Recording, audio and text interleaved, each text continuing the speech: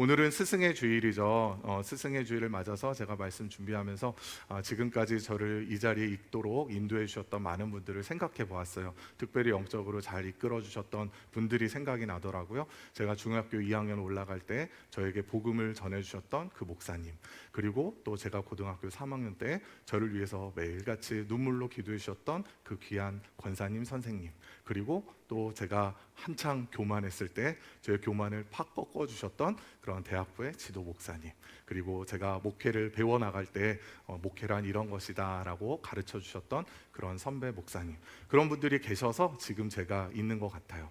여러분들에게도 그러한 좋은 스승들이 많이 계셨으리라 라는 그런 생각을 합니다. 특별히 우리 교회 안에도 그런 좋은 어른들이 많이 계시죠. 우리 교회에 말씀을 전하는 사역자들, 그리고 우리 또 앞장서 가지고 모든 일에 솔선수범하시는 우리 귀한 장로님들, 그리고 우리 눈물로써 기도하면서 보이지 않는 곳에서 헌신하시는 우리 권사님들, 그리고 각 소그룹 안에서 또 순장으로서 전도회장으로서 섬기는 귀한 그 어른들이 계시기 때문에, 영적인 부모님과 같은 분들이 계시기 때문에 우리 교회가 이렇게 든든하게 지금까지 세워져 온 줄로 믿습니다. 여러분, 지금도 우리 교회 안에 이렇게 묵묵하게 섬기시는 분들이 계세요. 그분들을 생각하면은 참 막 가슴이 뭉클하기도 합니다. 매주 아이들의 영혼을 품고 특별히 이렇게 섬기는 우리 교사들 한 분 한 분 생각하면은 참 귀하다라는 그런 생각이 들어요. 여러분, 그 선생님들 정말로 축복하고요. 그 수고가 헛되지 않다라는 사실을 꼭 기억하십시오. 우리 그 앞에서 자들 위해서 정말 마음으로 마음을 담아서 우리 박수 한번 이렇게 서로에게 쳐주시기를 바랍니다. 너무너무 감사합니다. 귀한 분들 너무 감사합니다. 리더의 자리는요 참 외롭고 힘든 자리인 것 같아요. 그 아무것도 하지도 않아도요 그냥 가만히 내가 리더라는 그 사실 하나 때문에 괜히 어깨가 무겁고 무거운 책임감이 짓누르는 자리가 바로 이 리더의 자리인 것 같습니다. 때로는 내가 정말 사랑하고 내가 열심히 잘 섬긴다라고 그렇게 생각했는데 그 맡겨주신 영혼 가운데서 실족하는 영혼이 생기기도 하고, 또 나에게 마음이 상해가지고 뒤에서 또 서운한 이야기들을 하고 그게 돌아서 내 귀에 들어오게 되면은 그렇게 마음에 상처가 될 수가 없죠. 진짜 내가 자격이 미달인가 보다, 나는 그만 내려놔야겠다라는 그런 생각이 들기도 합니다. 그럼에도 불구하고 그 자리를 묵묵하게 지키시는 우리 선생님들, 그리고 우리 장로님, 권사님들 앞에서 우리 교역자들이 계시기 때문에 우리 교회는 든든하게 잘 세워져 갈 줄로 믿습니다. 오늘 이 시간에는 히브리서 말씀을 통해서 우리가 그러한 앞에서 리더들을 어떻게 섬겨야 하는지, 그리고 또 리더와 성도들 간에 어떠한 그 관계를 맺어야 하는지를 함께 살펴보고 은혜 나누기를 원합니다. 첫 번째로 아름답고 건강한 교회를 세워가기 위해서는요 영적 질서를 존중하는 성도의 모습이 선행되어야 합니다. 우리 다 함께 17절 말씀을 읽어보겠습니다. 너희를 인도하는 자들에게 순종하고 복종하라. 그들은 너희 영혼을 위하여 경성하기를 자신들이 청산할 자인 것 같이 하느니라. 그들로 하여금 즐거움으로 이것을 하게 하고 근심으로 하게 하지 말라. 그렇지 않으면 너희에게 유익이 없느니라. 아멘. 자, 히브리서 기자가 17절 상반절에서 뭐라고 이야기하고 있어요? 앞에서 너희를 인도하는 자들을 순종하고 복종하라 라고 그렇게 이야기하고 있습니다. 여러분, 콩가루 집안이라는 말 들어보셨죠? 어떤 집안이 콩가루 집안이에요? 뭔가 위아래 그 질서가 없는 그런 집안을 가리켜서 콩가루 집안이다라고 이야기를 하죠. 소위 어른들이 이런 말씀하세요. 야, 니는 위아래가 없냐? 애미도 없고 애비도 없어? 라고 그렇게 이야기를 하죠. 그렇게 어머니도 안 계시고 아버지도 안 계신 것처럼 그렇게 마음대로 망나니처럼 그렇게 행동하는 그런 가정을 가리켜서 콩가루 집안이다 라고 이야기를 합니다. 그 콩가루 집안은요 아무리 좋은 집에 살아도 맛있는 거 많이 먹어도 그 가정은 행복하지 않아요. 불행하죠. 그런데요 여러분, 교회 공동체가 영적인 대가족이다라는 사실을 기억하고 계십니까? 예수 그리스도 안에서 우리가 한 형제요 자매로 부름을 받았죠. 특별히 하나님께서는 질서의 하나님이셔서요 이 교회 영적인 대가족 안에도 영적인 아버지와 어머니와 같은 분들을 세워주셨습니다. 지금까지 말씀드렸던 장로님, 권사님과 같은 분들, 우리 선생님과 같은 분들, 또 전도회장, 순장으로 섬기시는 그런 분들이 영적인 아버지와 어머니의 그 역할들을 감당하시는 분들이라는 사실입니다. 여러분, 그런데 이 영적인 부모를 우리가 잘 존경하고 따르는 것이 마땅한 것이죠. 가정에서 그 부모님이 설령 조금 배우지 못하셨다 하더라도 그 행색이 좀 초라하다 할지라도 우리는 어떻게 해요? 그 부모님을 공경하잖아요. 그 부모님께 효도하잖아요. 그리고 효도해야 하는 것이 맞죠. 그것처럼 우리 교회 공동체 안에서도 내가 생각하기에 저 사람 나보다 못한데? 저 사람이 무슨 리더야? 라고 그런 생각이 든다 할지라도 하나님께서 세우신 그 질서요 권위이기 때문에 그것을 우리가 잘 순종하고 복종하고 따라야 한다라는 그 말씀을 하고 있는 것입니다. 그렇게 하지 않으면은 우리 교회도요 콩가루 지방과 같은 그런 교회가 되는 것입니다. 겉으로 아무리 부흥 성장을 하고 아무리 교회 건물이 아름답게 의리의리하게 지어진다 할지라도 그 가운데 질서가 무너져 있다면 그 교회는 건강한 교회가 아닌 것이죠. 여러분, 성경 속 인물 가운데에서 하나님의 마음에 합한 사람이라고 인정받았던 인물이 있습니다. 누구일까요? 다윗이죠. 다윗은 하나님께서 내 마음에 꼭 드는 사람이다. 내 마음에 합한 사람이다라고 그렇게 말씀하셨어요. 어떻게 그 다윗이 하나님의 마음에 합한 사람이 될 수 있었을까요? 그가 골리앗과 싸워서 이겼기 때문일까요? 아니면은 이스라엘의 왕으로서 그 나라를 잘 다스렸기 때문일까요? 그런 이유 때문에서일 수도 있겠으나 저는 다른 어떤 것보다 이 다윗이 하나님께서 세우신 그 질서와 권위에 순종하는 그런 하나님을 경외하는 사람이었기 때문에 하나님께서 내 마음에 합한 사람이다라고 그렇게 칭찬하셨다라고 생각을 합니다. 여러분, 다윗이 골리앗과의 그 전쟁에서 싸워서 승리하고 이제 개선장군이 되어 나올 때 그때 그 수많은 여인들이 이 사울과 다윗을 찬양하죠. 뭐라고 노래를 지어 부릅니까? 사울이 죽인 자는 천천히요 다윗이 죽인 자는 만만히로다 라고 그렇게 이야기를 합니다. 그 노래를 들은 이 사울 왕이 마음이 뒤집어졌어요. 마음에 분노가 치밀어 오르기 시작합니다. 그래서 아니 이제 막 겨우 그 블레셋 장수 하나 쓰러뜨린 이 다윗한테 나보다 더 칭송을 한다고? 그를 더 높이 산다고? 그러면 안 되지. 그러면서 다윗을 미워하기 시작하는 거예요. 창을 던져가지고 죽이려고도 하고요. 그리고 군사들을 동원해가지고 이 다윗을 잡아 죽이려고 합니다. 무려 10여 년의 시간 동안을 다윗은 그렇게 이 사울 왕을 피해서 도망 다녔어요. 여러분, 얼마나 이 다윗의 입장에서 기가 막히겠어요. 내가 잘못한 게 뭐 있다고요? 내가 밉보인 게 뭐가 있다고요? 나는 그저 하나님의 그 이름이 더럽혀지는 그것 때문에 내가 그 거룩한 울분 가운데 그 블레셋 장수를 쓰러뜨린 것밖에 없는데, 나라를 구해낸 것밖에 없는데, 그런데 내가 이렇게 미움을 당하고 내가 이렇게 항상 그 살인의 위협을 당하면서 도망 다녀야 하나라는 그런 생각이 들었겠죠. 그런데 그 상황 가운데 두 번의 그 사울을 죽일 수 있는 기회가 찾아오게 됩니다. 사무엘상 24장 26장에 그 사건이 기록이 되어 있는데요, 그렇게 사울을 죽일 수 있는 그 기회가 찾아왔을 때 주변에 있던 그 모든 사람들이 이 다윗에게 이야기를 하는 거예요. 이거는 하나님 주신 기회입니다. 드디어 이 사울 왕에게 복수를 할 수 있습니다. 단칼에 죽여버리십시오 라고 그렇게 이야기를 하죠. 그런데 이 다윗이 뭐라고 이야기를 합니까? 하나님께서 기름 부어 세우신 자를 치는 것은 하나님이 금하신 것이다 라고 그렇게 이야기를 하고 그 사울 왕을 두 번이나 놓아줬어요. 여러분, 마음으로는, 인간적인 마음으로는 죽이고 싶었겠죠. 왜 복수하고 싶지 않았겠어요?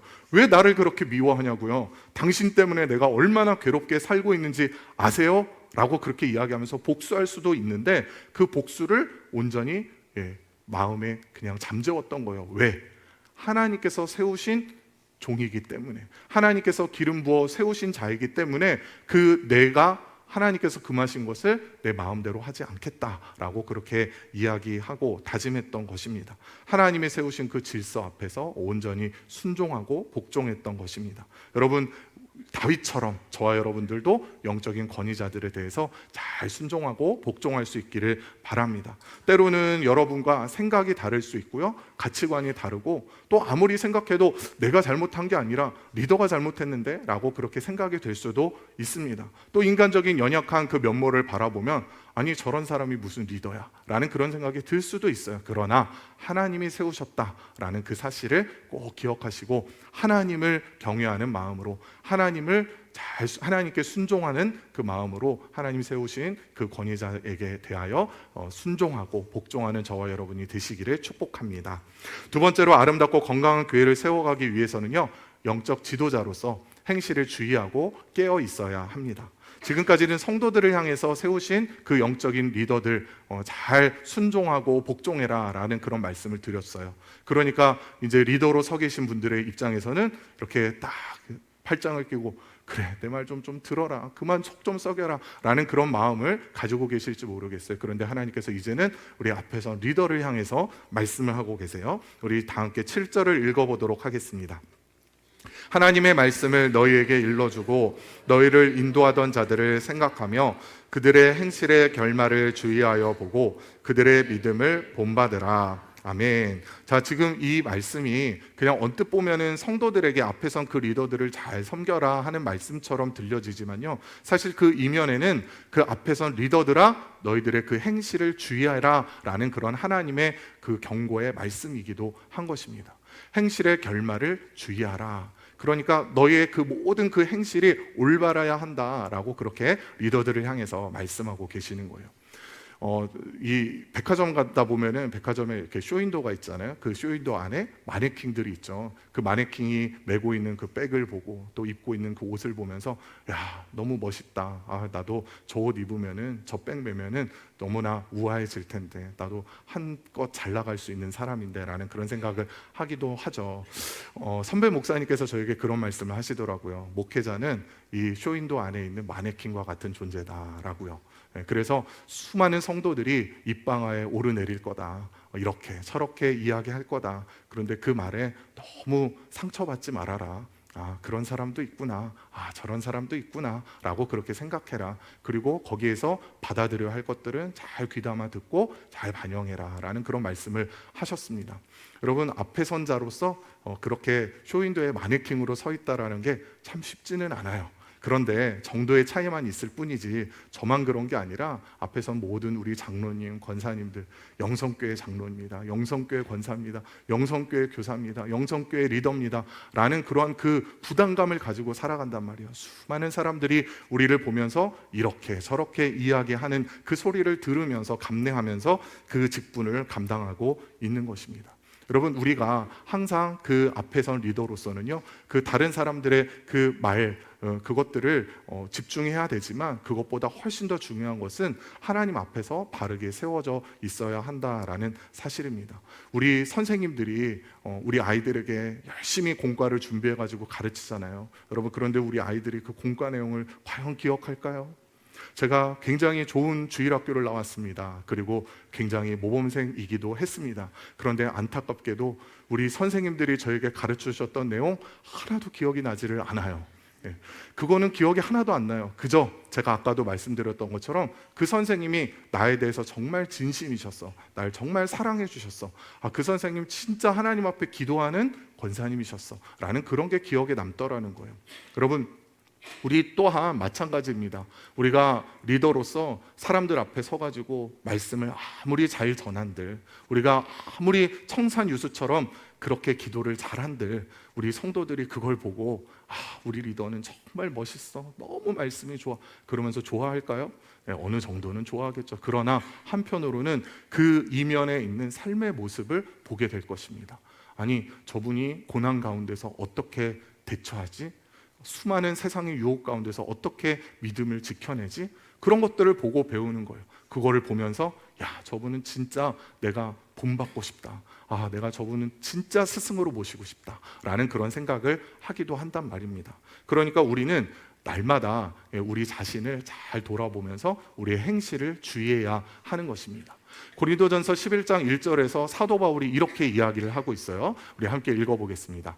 내가 그리스도를 본받는 자가 된 것 같이 너희는 나를 본받는 자가 되라. 아멘. 사도 바울 정말 대단한 인물 아닙니까? 강심장이에요. 어떻게 너희는 나를 본받는 자가 되라 라고 그렇게 이야기할 수 있을까요? 그런데 사도 바울이 그렇게 이야기한 이유가 있어요. 그가 완벽했기 때문이 아니에요. 그에게 흠이 없었기 때문이 아니라는 거예요. 그는 그 마음 가운데 바른 자세, 바른 태도가 있었어요. 어떠한 자세요?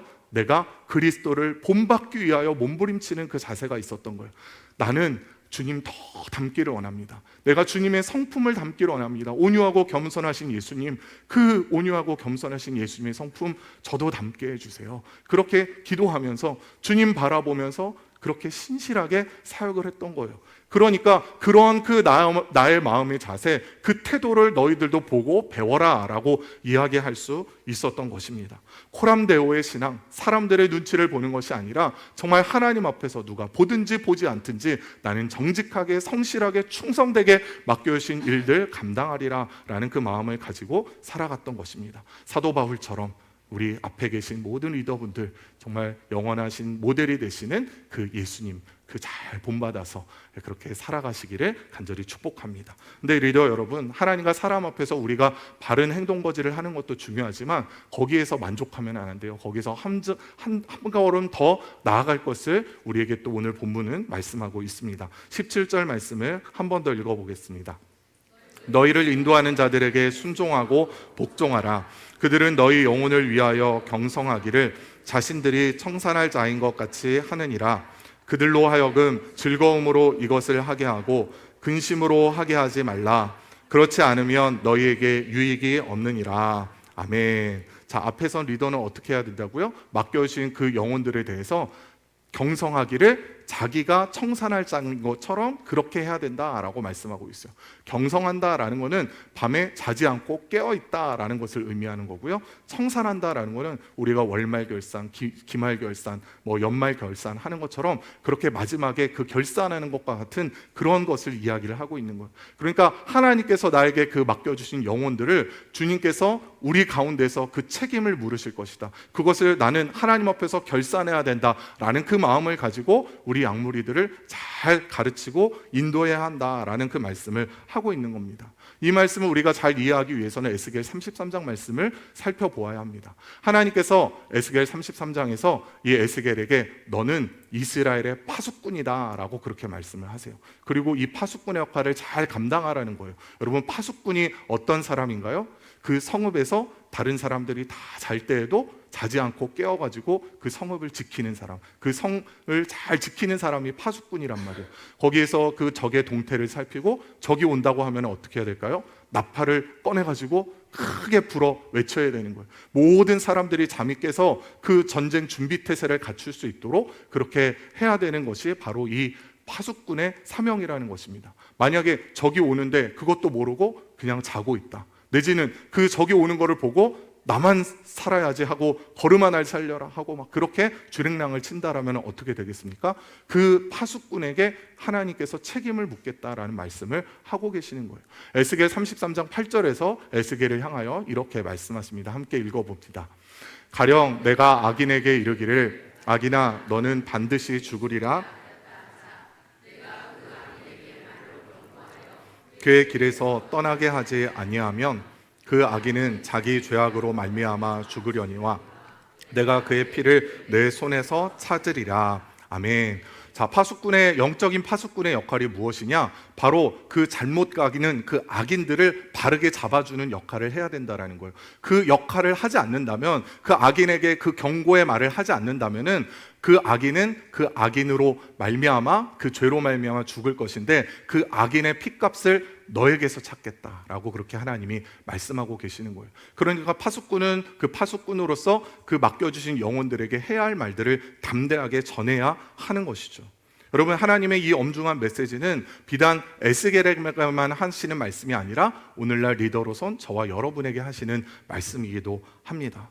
세상의 유혹에 흔들려가지고 세상을 향해 나아가고 있는 그 영혼들이 있는데 그 영혼을 그냥 가만히 뒷짐만 지고 바라보고만 있는 사람들, 예배에 대한 소중함을 깨닫지 못하고 산으로 들로 나가는 그런 성도들을 바라보면서 그냥 지켜만 보고 있는 그런 리더들, 상처를 받아서 교회를 떠나서 방황하고 있는데 그 상처에 대한 아무런 관심을 가지지 않는 그러한 그 영적인 리더들을 향해서 그 역할을 감당하지 않는다면 책임을 너에게서 묻겠다라고 주님이 말씀하고 계신다라는 거예요. 그러니까 우리가 이 말씀을 중히 받아야 하는 것입니다. 물론 이 말씀 듣고 나니까 마음 가운데 부담이 확 돼가지고 나는 올해까지만 리더 해야겠다, 나도 그냥 편하게 신앙생활 해야지, 그런 마음을 가지실지도 모르겠어요, 여러분. 그런데 그런 마음 가지시라고 이 말씀을 주시는 게 아니에요. 여러분들을 정죄하기 위함도 아니고요. 너 잠들어 있었지? 좀 연약한 너의 그 모습들 나에게 구해라. 나에게 지혜를 구하고 은혜를 구해라. 내가 너에게 힘 줄게. 내가 너에게 능력 줄게. 그 충성됨으로 너에게 맡겨주신 영혼들 잘 돌봐라 하시는 하나님의 그 권면의 말씀인 줄 믿으시기를 바랍니다. 그 맡겨주신 영혼들에 대해서 내가 게을렀던 것 있다면 하나님 앞에 다 내려놓기를 원합니다. 하나님, 제가 전화 한 번 더 해야 되는데, 제가 한 번 더 찾아가야 되는데, 제가 따뜻한 말 한마디 건넸어야 되는데 그러지 못했습니다. 제 마음이 너무 좁아졌습니다. 주님, 제 마음 넓혀주세요 라고 그렇게 기도하시는 우리 리더들이 되시기를 바랍니다. 그쳐버렸던 그 기도를 다시금 회복하시기를 바랍니다. 맡겨주신 영혼들을 위하여 이름 불러가며 기도하는 우리 모든 리더들이 되시기를 간절히 바랍니다. 마지막 세 번째로 아름답고 건강한 교회를 세우기 위해서는요, 리더를 돕는 성도들이 세워져야 합니다. 우리 17절 말씀 다시 한번 읽어볼게요. 너희를 인도하는 자들에게 순종하고 복종하라. 그들은 너희 영혼을 위하여 경성하기를 자신들이 청산할 자인 것 같이 하느니라. 그들로 하여금 즐거움으로 이것을 하게 하고 근심으로 하게 하지 말라. 그렇지 않으면 너희에게 유익이 없느니라. 아멘. 여러분, 억지로 하는 일과 기쁨으로 하는 일에 어떤 차이가 있을까요? 제가 한 가지 예를 들어서 설명을 드려볼게요. 여러분, 이 집에서 설거지를 해요. 근데 설거지를 하는데 한숨을 푹푹 내쉬면서 에휴 하면서 그냥 그릇 깨질 듯이 내려놓고, 여러분, 그러면은 그 가정은 행복한 가정이에요? 불행한 가정이에요? 불행한 가정이죠. 네, 반대로 설거지를 하는데 룰루랄라 찬양을 부르면서 어깨를 들썩이면서 엉덩이를 실룩실룩하면서 그렇게 설거지를 해요. 그 가정은 행복한 가정이에요? 불행한 가정이에요? 행복한 가정이죠. 여러분은 행복한 가정이에요? 불행한 가정이에요? 행복한 가정이시죠? 아멘. 그렇게 되기를 축복합니다. 여러분, 우리 교회도 그런 교회가 되어야 돼요. 열심히 앞에서 봉사하는 그런 리더들이 기쁨으로, 즐거움으로 봉사할 수 있어야 된단 말이에요. 우리의 리더가 어떻게 섬기고 있는지 한번 생각해 보세요. 에휴 막 그러면서 미간을 잔뜩 찌푸리면서 그렇게 섬기고 있어요? 아니면은 너무너무 기쁘고 감사해가지고 자원하는 마음으로 어떻게 주를 위해 더 잘 섬길 수 있을까? 어떻게 우리 공동체 더 잘 섬길 수 있을까? 그런 마음 가지고 섬기고 있어요. 어떻게 섬기고 있어요? 우리의 공동체가 정말 기쁨으로 넘치는, 앞에 선자들이 기쁨으로 헌신하는 그런 공동체가 될 수 있기를 바랍니다. 그러기 위해서는 어떻게 해야 되느냐? 우리 공동체 리더들을 위해서 우리가 기쁨으로 헌신할 수 있도록, 즐거움으로 일을 할 수 있도록 도와줘야 돼요. 어떻게 우리가 도와줄 수 있을까요? 어떻게 리더들에게 도움이 될 수 있을까요? 그들에게 칭찬의 말, 격려의 말, 감사의 말 한마디 표현하는 거예요. 여러분, 그 칭찬과 감사가 격려하는 거 돈 들어요? 안 들어요? 안 들어요. 그런데 왜 우리는 그렇게 인색하죠? 왜 그게 그렇게 어렵고 힘들죠? 항상 좋은 것을 바라보기보다는 부족한 것, 연약한 것, 그거 바라보면서 우리 리더는 그게 문제야. 저러니까 우리 맨날 이렇게 저 사람이 시험에 들고 안 나오려고 하는 거지. 그러한 그 마음을 가지게 된다면은 여러분, 그 공동체는 더 안 될 수밖에 없어요. 그 가운데 하나님이 주신 그 강점을 보고 그 리더의 그 강점을 칭찬해주고 격려해주고 감사를 표현할 수 있어야 된단 말이에요. 그렇게 할 때 리더가 어떻게 될까요? 그 감사와 격려의 말을 듣고 내가 더 열심히 해야지. 하나님이 나를 이렇게 위로해 주시는구나. 내가 좀 게을러져 있었는데 열심을 내야겠구나 라는 그런 생각을 갖지, 그거 듣고 나서 그래 내가 좀 대접 좀 받아야지 하는 그런 마음 갖는 사람은 아무도 없단 말이에요. 여러분, 칭찬과 격려와 감사로 우리 리더들에게 힘이 되어 주시기를 간절히 축복합니다.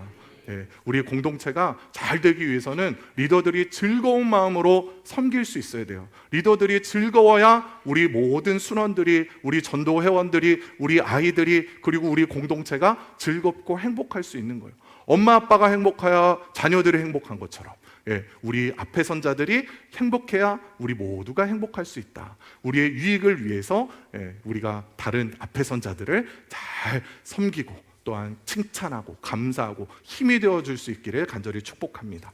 그런데 여기서 한 가지 제가 더 덧붙이고 싶은 부탁의 말씀이 있습니다. 여러분들의 리더와 좋은 관계를 맺으시기 바랍니다. 어떻게 해야 된다고요? 여러분들의 리더와 좋은 관계를 맺으셔야 돼요. 여러분, 좋은 관계를 맺지 않으면요 여러분들에게 유익이 없어요. 17절 하반절의 말씀대로 여러분들이 손해라는 이야기를 지금 하고 있는 거예요. 여러분이 이 앞에서 이 목사를 잘 이렇게 좋은 관계를 맺지 않는다면은 어떨까요?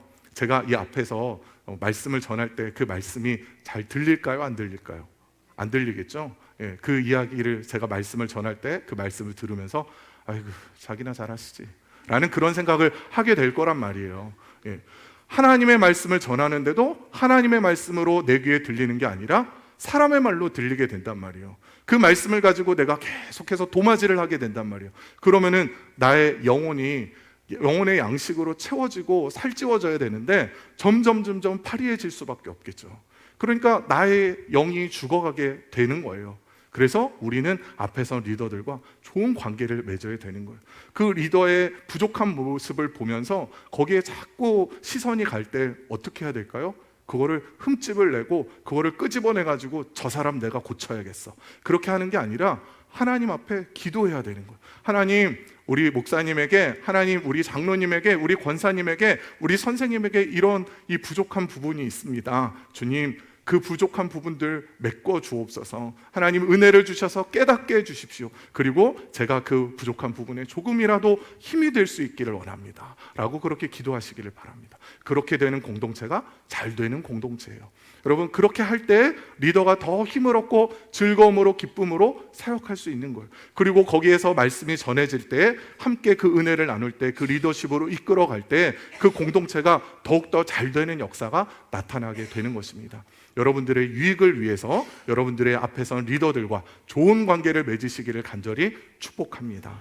말씀을 맺겠습니다. 오늘 우리는 함께 지어져가는 교회라는 제목으로 말씀을 나눴어요. 우리 교회는 담임 목사 한 사람이 열심히 한다고 해가지고 세워질 수 있는 교회가 아니에요. 앞에선 중직자들 열심히 한다고 되는 교회가 아니에요. 우리는 유기체이기 때문에 우리 모두가 같은 마음 같은 뜻을 가지고 주님이 주신 그 비전을 향하여 힘을 다해 나아갈 때 그때 우리 교회가 더욱더 잘 지어져가는 온전한 건강한 교회가 될 수 있는 줄 믿으시기 바랍니다. 그러기 위해서 오늘 우리는 세 가지를 살펴봤어요. 첫 번째 무엇입니까? 네, 하나님께서 세우신 그 영적인 질서들을 기억하고 그 리더들을 순종하고 복종하라 라는 말씀을 나눴어요. 두 번째는 무엇입니까? 리더에게 주시는 말씀이었죠. 리더들은 항상 믿음의 본이 될 수 있도록 그 행실을 주의하고 깨어 있어야 된다. 깨어서 파수꾼의 사명을 감당해야 된다라고 했어요. 세 번째는 무엇입니까? 리더들이 즐겁게 사역할 수 있도록 돕는 성도가 되어야 한다라는 그 말씀 나눴어요. 이 세 가지 가운데에서 하나님께서 내 마음 가운데 딱 찔림을 주시는 그 말씀이 있을 거예요. 그것들을 이 시간에 마음에 품고 하나님 앞에 고백하기 원합니다. 하나님, 제가 리더로서 너무 게을렀습니다. 하나님, 제가 영혼들 잘 섬기지 못했습니다. 주여, 회개합니다. 제가 이제 맡겨주신 일 충성되게 주님 마음 가지고 감당하기 원하니 그리스도의 심장을 저에게 허락하여 주옵소서. 기도하시고, 또한 우리 앞에서 리더들에게 순종하는 마음 없었던 것들, 마음이 계속 부대끼고 불편합니다. 주여, 저의 마음을 좀 너그럽게 해주십시오. 제 마음 좀 넓혀주십시오. 좋은 관계 맺고 싶습니다. 그렇게 기도하셔서 하나님 주시는 그 거룩한 마음으로 우리가 잘 되고 또 우리 교회가 잘 되는 그 역사들이 나타나기를 간절히 바랍니다.